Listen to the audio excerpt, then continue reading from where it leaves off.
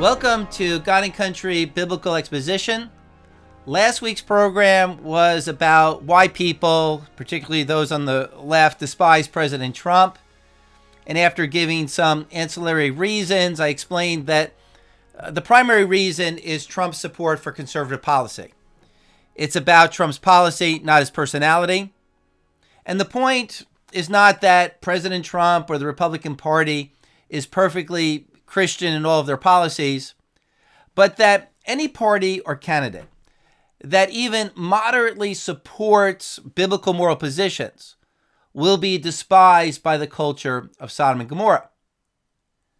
So those on the left really hate the president because they want abortion, they want LGBTQ rights, gender choice, globalism, big brother government, the elimination of certain property rights.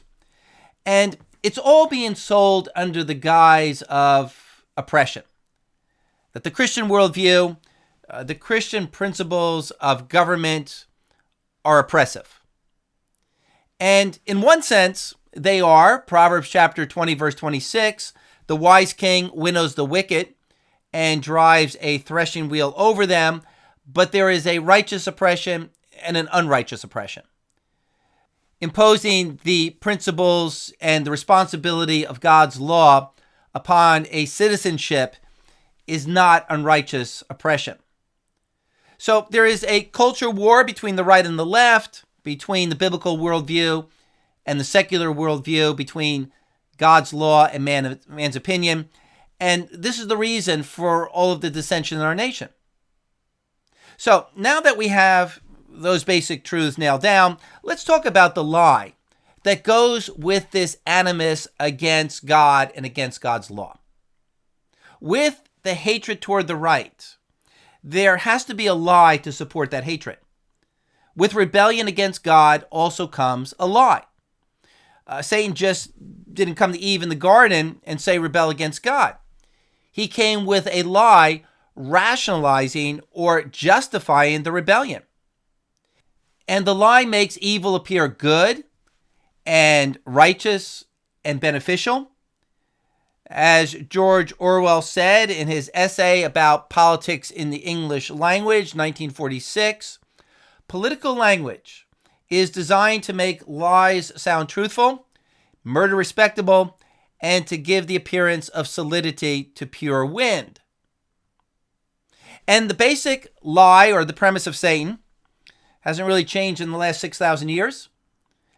And the lie is that God and God's law are oppression.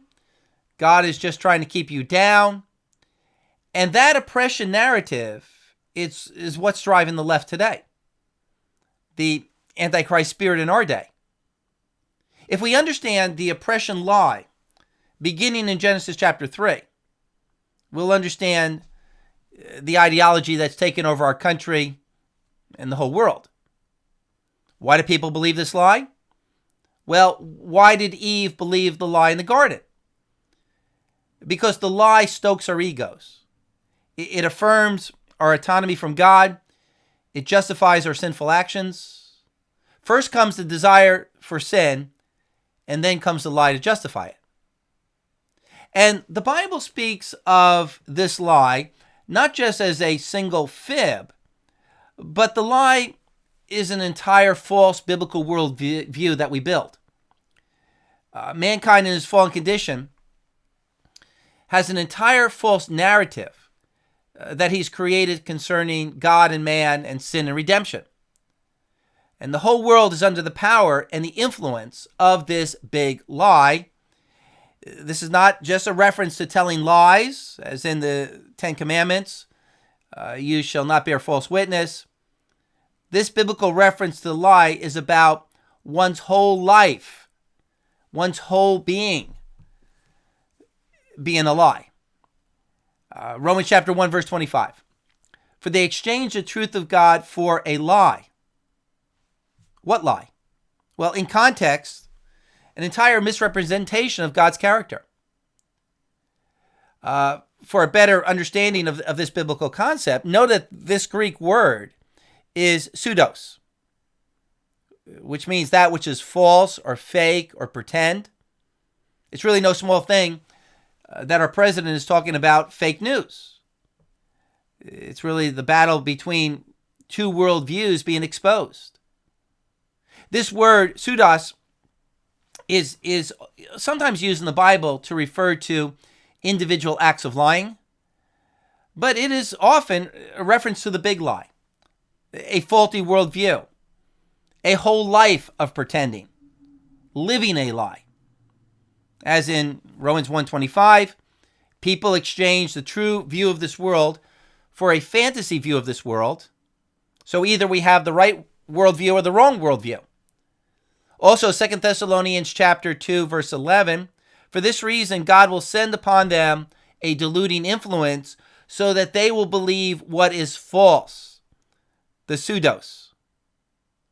And in that text, the falsehood, the pseudos in view, is the entire agenda of the Antichrist.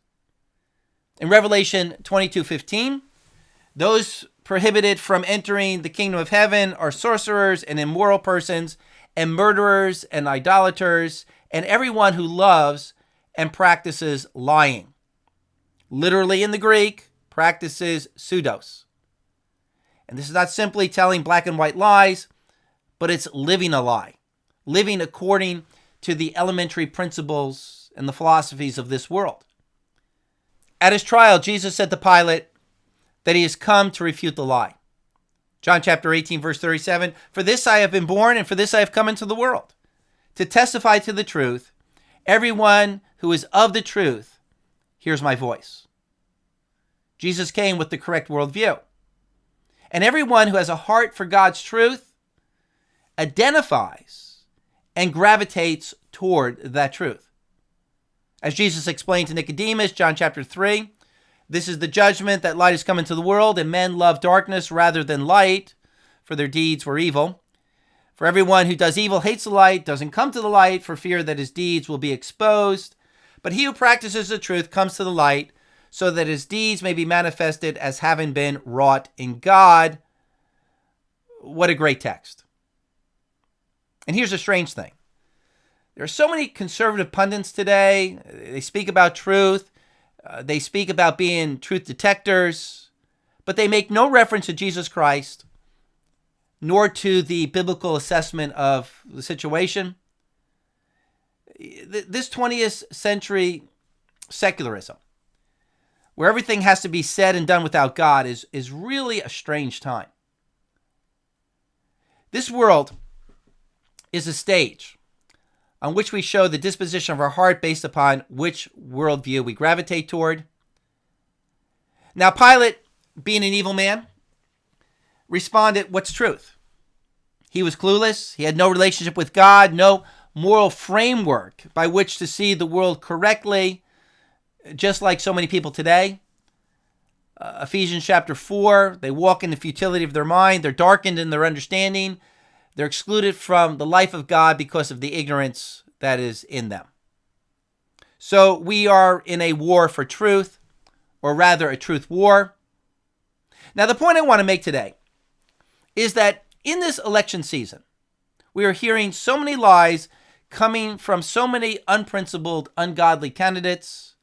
It's just amazing to watch. And God has put this all before us to teach us about the nature and the power of lies.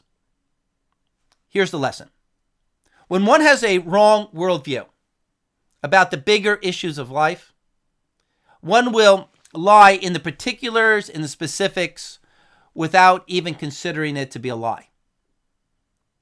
Living in the big lie with a wrong worldview results in telling specific lies. Specific lies are said to support the bigger lie, the false worldview. So let's look at some political examples of this. In the debates, both Joe Biden and Kamala Harris claimed that in reference to white supremacists, Trump said that there are good people on both sides. Harris said in the debate, he, on the issue of Charlottesville, where people were peacefully protesting the need for racial justice, where a young woman was killed, and on the other side, there were the neo-Nazis carrying tiki torches, shouting racial epitaphs and anti-Semitic slurs. And Donald Trump, when asked about that, said, there were fine people on both sides.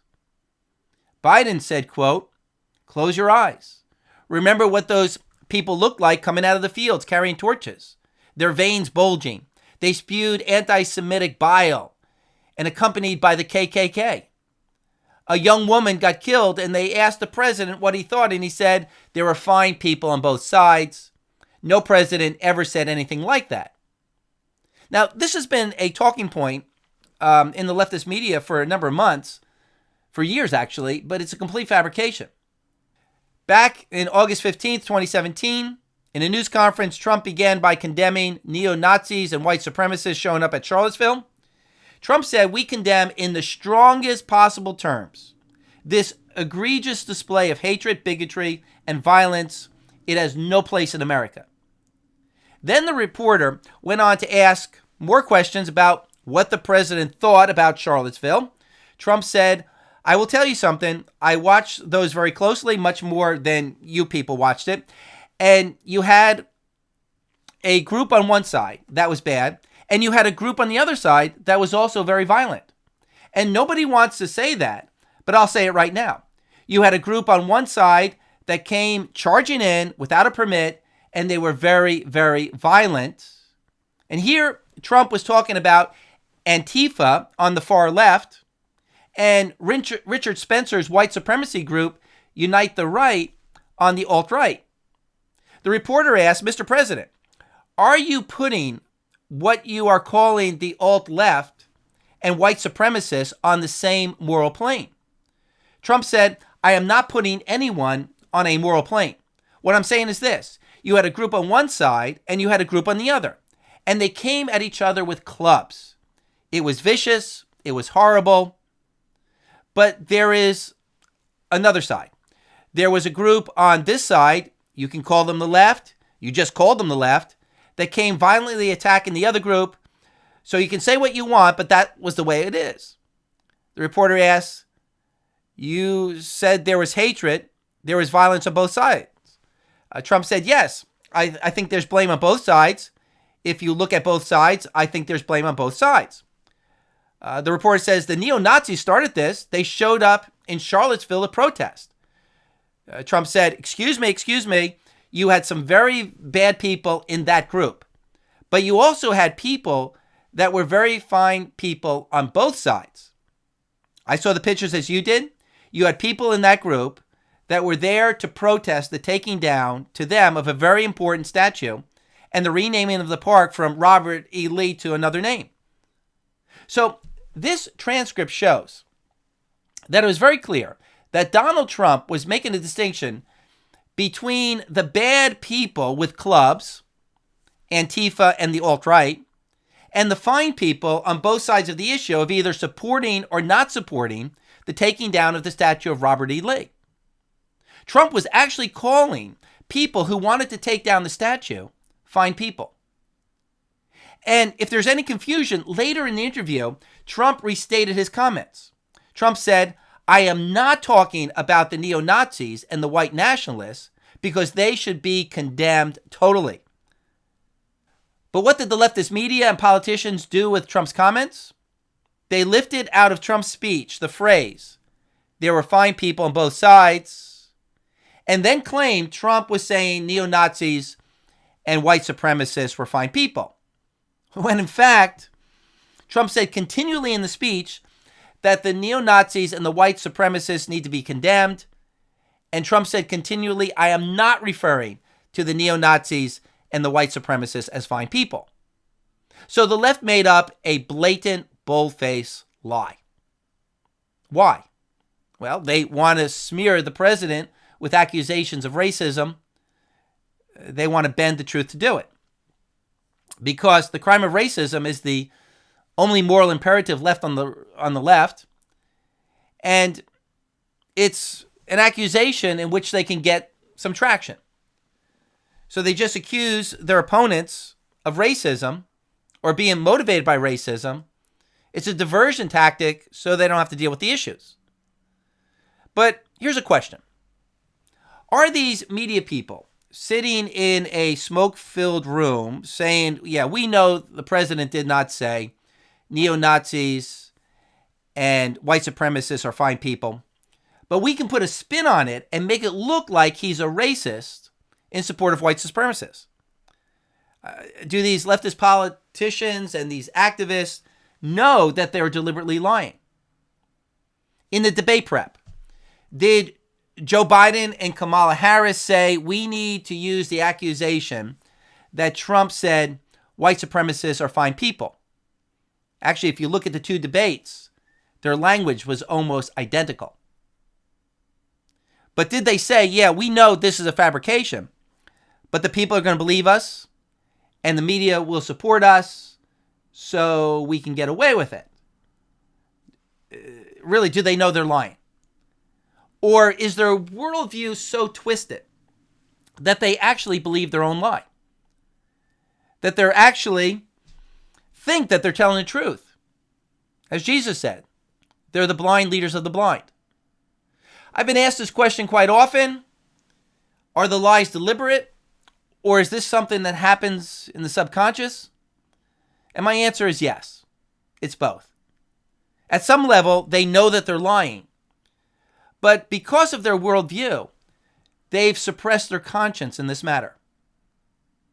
Let's just not be naive. We need to be careful not to superimpose our own values upon other people. And since we would never tell a bold-faced lie ourselves, sometimes we think other people would never do the same. But people are liars. Jeremiah chapter 9, verse 3, in the prophet Jeremiah's day, they bend their tongue like a bow, and lies and not truth prevail in the land. For they proceed from evil to evil, and they do not know me, declares the Lord. Also, Romans chapter 3, the indictment against all mankind. There is none who does good, no, not one. With their tongues, they keep deceiving. James O'Keefe and his organization called Veritas just did some undercover videos of Democrat campaign leaders in Colorado. And they caught a party insider, Christopher Jacks, saying, I am going to do everything morally acceptable to win. I will lie, I will cheat, I will steal, because that's morally acceptable in this political environment. We need to remember that those people on the left are mostly secular humanists. And they don't operate on Christian ethics. They don't believe in God. They don't believe in God's law. Instead, they believe that the ends justify the means. So lying is not wrong if it helps their cause. And since they believe their party is the good party fighting for moral freedom, they will lie if it results in their win. Lying's justified. Bari Weiss, the writer who just left the New York Times because she was bullied by colleagues for taking some conservative positions, last week wrote the following about the motivations of the left. And I find this to be quite interesting. She writes, the new creed of the left goes something like this. We are in a war in which the forces of justice and progress are arrayed against the forces of backwardness and oppression. That's the left's view of the right, backwardness and oppression. And in a war, the normal rules of the game, due process, political compromise, the presumption of innocence, free speech, and even reason itself, must be suspended. Indeed, those rules themselves were corrupt to begin with, designed as it were, by dead white males in order to uphold their power. So, the left believes they are so right in their worldview that the normal rules for telling the truth and reason don't apply. You know, just like in World War II, the United States put out disinformation to fool the Nazis. The left today thinks it's acceptable to put out disinformation because they are in a war against the evil forces of the right. So the left doesn't play by the rules. They will make up bold-faced lies. Now, the right generally stays within the truth because the right ideologically believes that the only way to win is by the truth.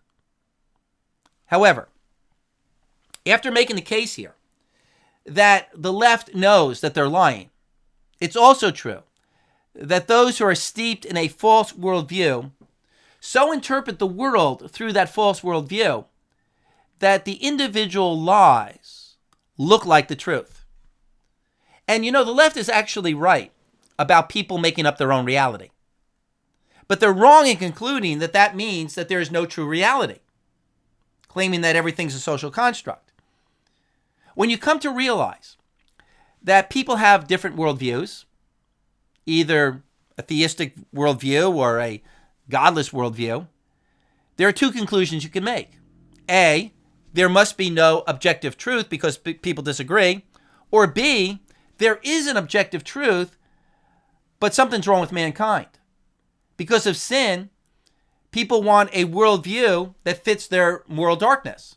And so they believe falsehood. A is the secular answer. B is the biblical answer to the differences in people. And this is what I really want us to learn in today's program. The power of the wrong worldview to cause people to lie in the particulars. To cause people to see falsehoods in the particulars as being true because they support a false worldview. I recently heard one commentator say it this way. Those on the left believe their ideas are so virtuous that any falseness, any lie, is just a technicality. Well said. So, in the case of the president's comments about Charlottesville, the left would say, well, if you want to be technical, Trump didn't really say neo-Nazis are fine people. But let's not be technical. We don't have to be technical because we already know he's a racist, and so we can justly read into his words. Besides, he must be a racist because how else can we explain his conservative policy? Anti-abortion, anti-LGBT, small government. It all must be because he's out to oppress people. It must be because the right just wants power. And in their worldview, the only explanation that makes sense is racism. So everything their opponents say, they consider to be a dog whistle for racism, and they believe they just need to bring that out. When one believes a false worldview, one will read one's own opinions into other people's words and actions. Prime example is Adam Schiff, the congressman from California, when he made up a completely fabricated version of Trump's phone call with the president of Ukraine. Schiff did this because the words of Trump in the actual phone call did not indict the president. So Schiff had to supply his own version of the phone call for people to see it his way. Schiff later claimed it was just a parody. But what he did was a great example of how self-deception works. One actually hears and thinks different words from what your opponent is actually saying. And now Adam Schiff is claiming that the emails on Hunter Biden's laptop were planted there by the Russians, when he has absolutely no proof of this. He just believes it. He just makes it up out of nothing because that's his worldview. Even when the FBI has verified that Hunter Biden's emails and the laptop were not planted by the Russians. But Adam Schiff lives in a fantasy worldview. During an interview with Tucker Carlson, Glenn Greenwald, a leftist journalist, said about Schiff, he is the most pathological liar in all of American politics. Shelby Steele, conservative black professor and commentator, just put out an 1.5-hour documentary called What Killed Michael Brown. The left says Michael Brown was killed because of racism. Shelby Steele in this documentary shows that it wasn't racism. It was Michael Brown's own dysfunction, that the black community is going nowhere until it begins to take personal responsibility and stop blaming others. But one of the themes in this documentary is how the left makes up their own reality about what happened to Michael Brown. The false story that he held up his hands and said, "Don't shoot," that the officer gunned him down while he was trying to surrender, that this was an assassination. It never happened that way. Michael Brown was caught on camera robbing a local grocery store, assaulting the owner. The police were called to investigate. Officer Darren Wilson spotted Michael Brown. Brown reached into the police car, started punching the officer, trying to take his gun. Outside the vehicle, Brown charged the police officer, and Wilson had to shoot. It's always a tragedy even when a criminal has to die. But many people didn't like the fact that this black man was shot. I mean, who wants people to die? But rather than blame Michael Brown for his sin, like what we used to do years ago, people today will blame the police. They will blame not the sinner, but the law for their problems. So the story became Michael Brown was an innocent victim of racism. In this documentary, Shelby Steele calls the lie poetic truth. It's a nicer term for the lie, but Steele is trying to bring out the fact that people make up their own story, their own narrative, their own poem to express their feelings, how they want the world to be in their own minds. And I would add that the way people want the world to be is really based upon their spiritual character. Whether they are the poor in spirit that Jesus talked about in the Sermon on the Mount, or whether they're self-righteous. Well, here's Steele's quote from the documentary. Why is it so hard to see the truth here? The story of Ferguson is quickly shaped by what I call poetic truth. This is a distortion of the actual truth that we use to sue for leverage and power in the world. It is a partisan version of reality, a storyline that we put forward to build our case. For example, that Michael Brown was executed was a poetic truth. The game is a competition between the objective truth and the poetic truth. The poetic truth is argued that America was so intrinsically racist that it would execute an unarmed black teen for merely jaywalking. This is the America hands up, don't shoot was meant to protest. Poetic truth always conflates the present with the past. It overlays the present with an imagery of past racial persecutions. So the biblical lesson is this. 1 Timothy chapter 4, verse 2. The hypocrisy of liars, seared in their own conscience, as with a branding iron. People in their sin will make up their own reality. They will hear the words and actions of others through their own reality, and hence they will tell lies. And as far as they are concerned, they are telling the gospel truth as they believe it to be. And we need to be so careful with this, not just in politics, but in our own personal lives, in our churches, in our marriage, on our job, where we might be justifying a lie because the lie must be true since it fits our preconceived opinions. And as Christians, we should never be like this. Remember the false prophets in the Old Testament, Jeremiah 23? They were convinced that they were hearing from God and that their message was true. But as the prophet Jeremiah had to continually say to them, they were prophesying lies. They were totally convinced that they were telling the truth, but they were telling lies because they had a false view of this world and a false view of God. Two subpoints here. First, just because a liar doesn't know he is blatantly lying because he's deceived with his false worldview, biblically, he is in no way exonerated from the guilt of that lie because he is still guilty of so loving a false worldview that it leads him to be telling falsehoods in the first place. Liars who are unaware of the full evil of their lies are still the people described in Revelation 21:15. Those who practice abominations and lying, who will never enter into the New Jerusalem. And a second observation, or subpoint, both political parties do this. But the left is far more engaged in lying. How can we be sure of this? Maybe this is our own bias.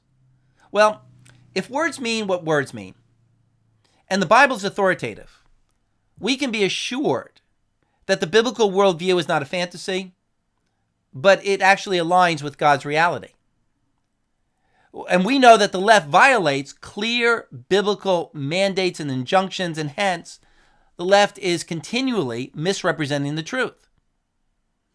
As a Christian, as a believer in God's word, I am not going to say there is a moral equivalency between the two parties. The worldview of the secular state, the worldview of Sodom is a lie, and the Christian worldview, one nation under God, is truth. It's right. So don't be fooled. It's very simple. Who is keeping God's commands? 1 John chapter 2, verse 4. The one who says, I have come to know him, and doesn't keep his commandments, is a liar, and the truth is not in him. Or 1 John chapter 4, verse 6. We are from God. He who knows God listens to us. He who is not from God does not listen to us. By this we know the spirit of truth and the spirit of error. The test is, are they following the words of Scripture, the apostolic message? Here's another example of the hypocrisy of liars. I started reading Kendi's book, How to Be an Anti-Racist. And in the introduction, he states as unrefutable truth 6 lies against President Trump. Number 1, that President Trump said laziness is a trait of blacks, which is a statement that even PolitiFact says Trump never said. Number 2, that Trump defames Latino immigrants as mostly criminals and rapists. Number 3, that Trump promises a total and complete shutdown of Muslims entering the United States. Number 4, that Trump routinely calls his black critics stupid. Number 5, that Trump claims immigrants from Haiti all have AIDS. Number 6, that Trump calls white supremacists very fine people. Each of the statements made by Kendi are either outright lies or misrepresentations of what Trump actually said. But in Kendi's worldview, this is what Trump meant to say. So here's a book that has stamped a New York Times award, but it doesn't even tell the truth in making its case. Kendi probably sincerely believes that he is representing Trump correctly, because again, those on the left believe their ideas are so virtuous that any falseness, any lie, is a mere technicality. Another example, as I mentioned last week in a recent U.S. News and World Report article, nearly half the country, 48%, think that the Republican Party has been taken over by racists, a view held by 80% of Democrats. And concerning the Democratic Party, nationally, 44% think it's been taken over by socialists. And 82% of Republicans share that opinion, according to the study. So, 82% of Republicans and 44% of the public think that the Democrats have been taken over by socialists. Is that worldview a fantasy? Or is that the platform of the Democrat Party? I'll let you decide. Let me just ask, is anyone else on the stage concerned about having a Democratic Socialist at the top of the Democratic ticket? I'm not. Now, that poll also said that 48% of the country and 80% of the Democrats believe that the Republican Party has been taken over by racists. Is that true? Are Republicans saying in their party platform that they're for white supremacy? No. But the narrative, the worldview on the left, is that every conservative policy is based on racist motivations. That's been the propaganda on the left, calling their opponents racist when their opponents are against homosexual marriage or abortion or open borders. And this accusation of racism behind all biblical law is the teaching of critical race theory that has worked its way into the population. Here's another example of this false worldview being spread.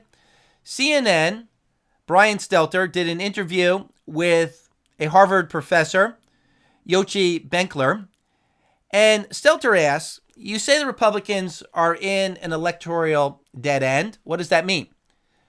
Professor Benkler responded, for 40 years, the Republican coalition has basically been money focused on deregulation and lower taxes. Funding a party where the votes come from the white identity voters' backlash against the civil rights movement and the fundamentalist backlash against the feminist movement. So you have this coalition, and it keeps becoming more and more constrained as it starts to feed off of Rush Limbaugh and Fox News into its own extremism. And so what you have is essentially a party that cannot expand beyond its base. Well, notice how this Harvard professor views the world. He explains the right's desire for lower taxes not as Christian people desiring to stop the formation of a bureaucratic leisure class, people who make their living off of the power to tax rather than actually making goods and services. That always ends badly. But in this professor's worldview, he believes the desire for lower taxes is an attack on the civil rights movement. And the Republican Party is simply a backlash on the feminist movement, code for abortion. But what's really happening here is that the left, in their false worldview, ends up lying about the biblical Christian worldview.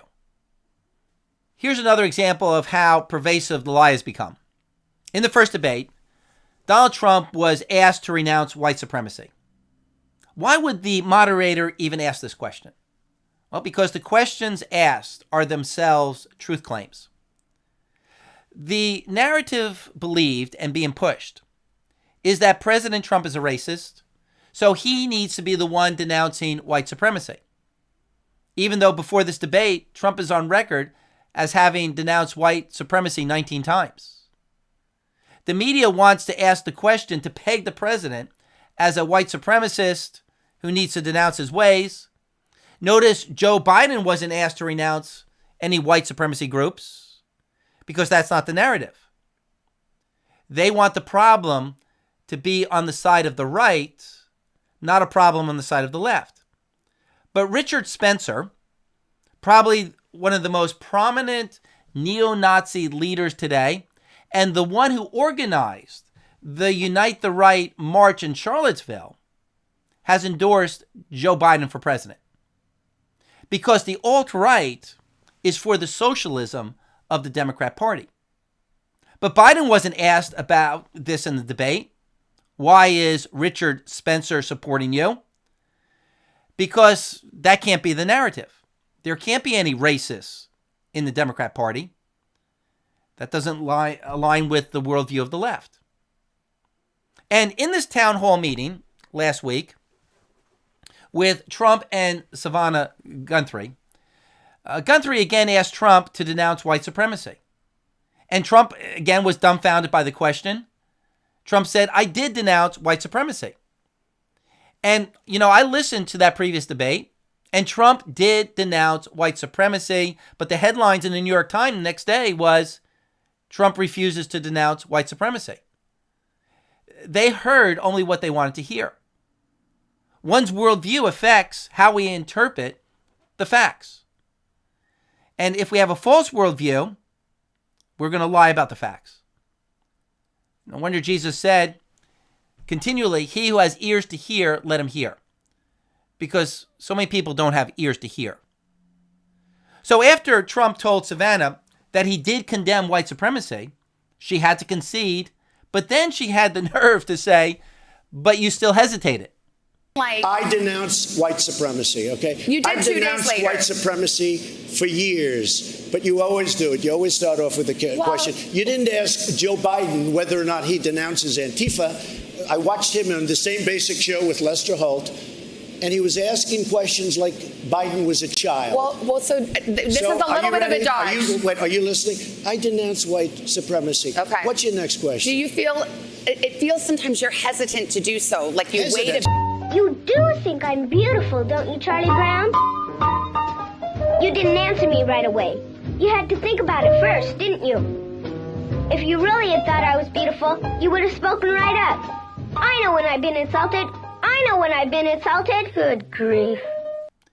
So in her worldview that people on the right are racist, she hears hesitation in Trump's voice, not because he's offended by the question, not because the question itself is unjust and outrageous, but she believes that hesitation must be a sign of racism.